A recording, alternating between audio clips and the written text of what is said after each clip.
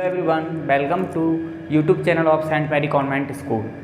दोस्तों, हम पढ़ रहे थे एक्सरसाइज थर्ड क्लास 10th और एक्सरसाइज थर्ड का ये 3.4 एक्सरसाइज है। 3.4 एक्सरसाइज 3.3 तक हम कंप्लीट कर चुके हैं। अगर आपने 3.3 तक एक्सरसाइज नहीं पढ़ी हैं तो सबसे पहले प्ले लिस्ट में जाकर के आप एक्सरसाइज 3.3, 3.2, 3.1 को पढ़ें। इसके बाद हम एक्सरसाइज 3.4 को पढ़ेंगे, ओके ना। तो सबसे पहले देखते हैं 3.4 का जो पहला क्वेश्चन है वो ये है, स्टेट वेदर ट्रू और फॉल्स। सिर्फ ट्रू और फॉल्स बताने हमें एक्सरसाइज 3.1 के क्वेश्चन नंबर 3.4 के क्वेश्चन नंबर फर्स्ट में हमें क्या बताना है, ट्रू फॉल्स बताना है। ठीक है दोस्तों, देखेंगे सबसे पहले क्वेश्चन क्या है, स्टेट ट्रू और फॉल्स। तो पहला जो क्वेश्चन है वो ये है, ऑल रेक्टेंगल्स आर स्क्वायर, मतलब सभी रेक्टेंगल स्क्वायर होते हैं, ये हमें बताना है। क्या ऑल रेक्टेंगल स्क्वायर होते हैं? सबसे पहली बात तो ये कि रेक्टेंगल स्क्वायर होते हैं या नहीं होते, क्योंकि दोस्तों रेक्टेंगल क्या होता है, जिसकी अपोजिट साइड इक्वल होती हैं। अपोजिट साइड क्या होती हैं? इक्वल होती हैं और पैरेलल भी होती हैं। मतलब अपोजिट साइड इक्वल भी होती हैं और क्या होती हैं? पैरेलल होती हैं। वही क्या होता है, एक रेक्टेंगल। इसमें ऑल एंगल 90 डिग्री के होते हैं, बट स्क्वायर में तो ऑल साइड इक्वल होती हैं। तो इसका मतलब ये क्या है, फॉल्स है। ठीक है ना। फॉल्स क्यों है आपको पता होना चाहिए, क्योंकि रेक्टेंगल में अपोजिट साइड इक्वल होती है जबकि स्क्वायर में ऑल साइड इक्वल होती हैं। ठीक है ना। तो मैं आपको रीजन्स भी बता रहा हूँ यहाँ क्यों हैं। ठीक है।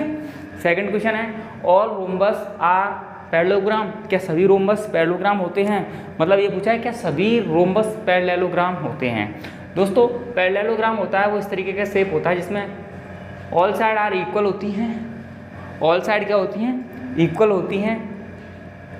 ठीक है। और अपोजिट एंगल इक्वल होते हैं और अपोजिट साइड पैरेलल भी होंगी। ठीक है ना। डायगोनल बाइसेक्ट ईच अदर करते हैं और डायगोनल जिस पॉइंट पर काटते हैं वहाँ 90 डिग्री का एंगल बनता है। तो दोस्तों ये ट्रू है, क्योंकि सभी रोम्बस पैरेललोग्राम होते हैं पर सभी पैरेललोग्राम रोम्बस होना जरूरी नहीं है। ठीक है। तो ये आंसर हो जाएगा true.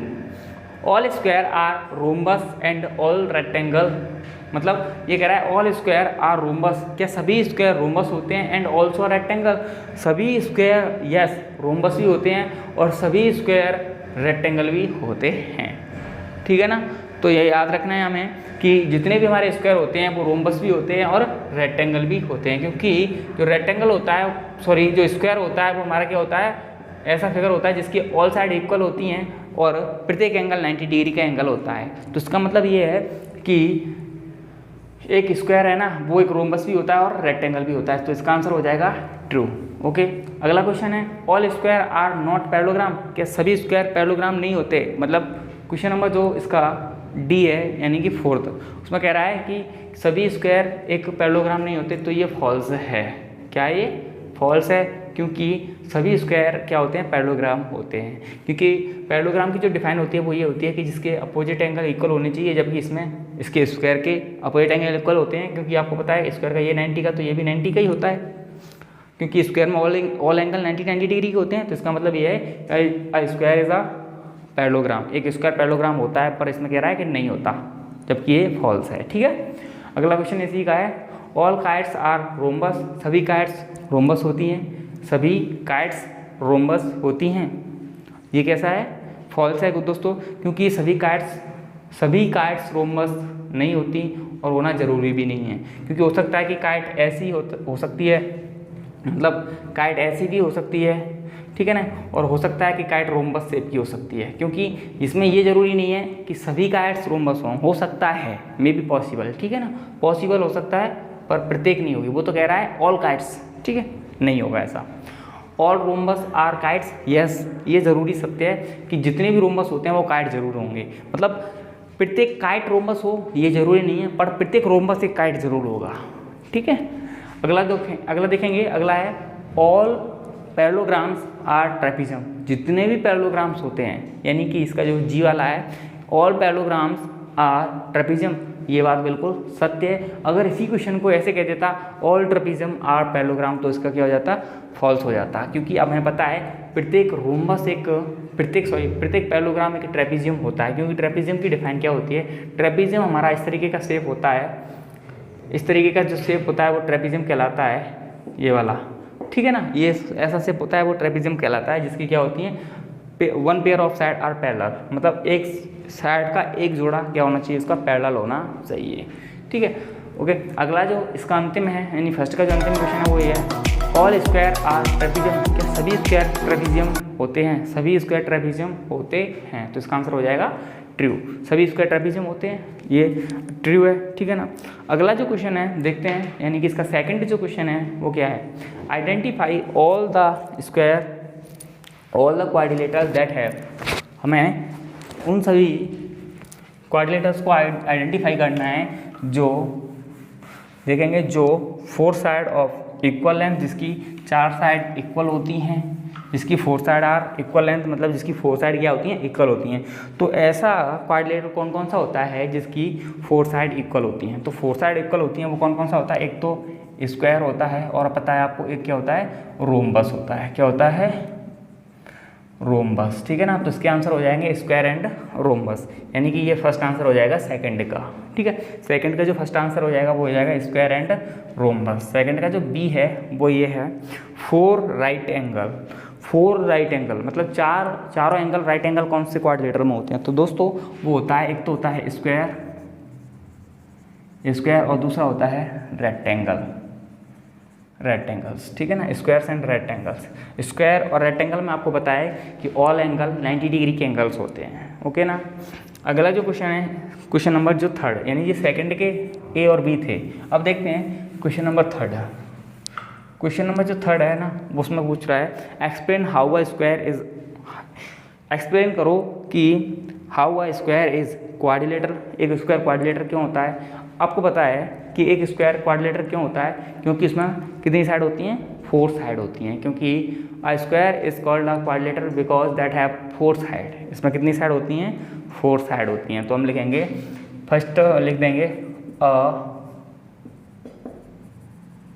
Square have a quadrilateral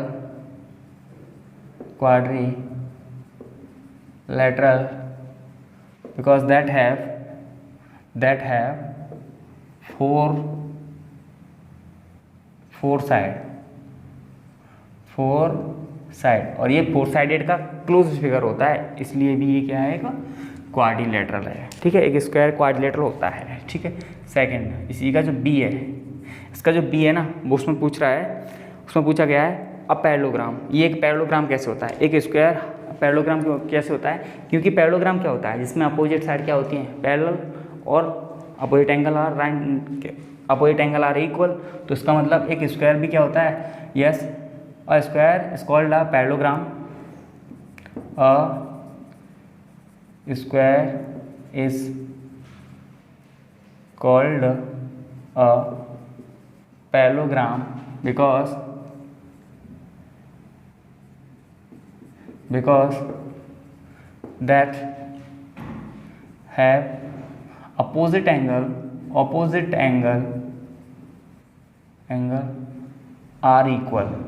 are equal measurement, मतलब इसके opposite angle are equal measurement and opposite side are parallel, ठीक है। अगला इसमें पूछा है रोम्बस, एक रोम्बस क्यों होता है, क्योंकि इसमें क्या होती है, ऑल साइड आर इक्वल, क्योंकि इसमें क्या होती है, सिर्फ रीजन देना है, because all side of a square is called a rhombus because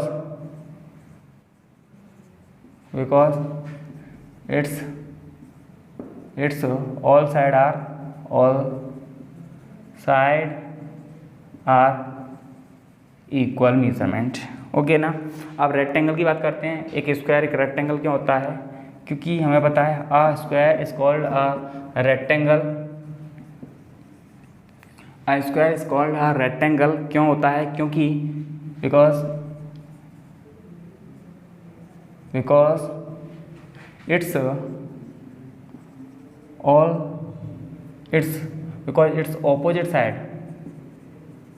opposite side are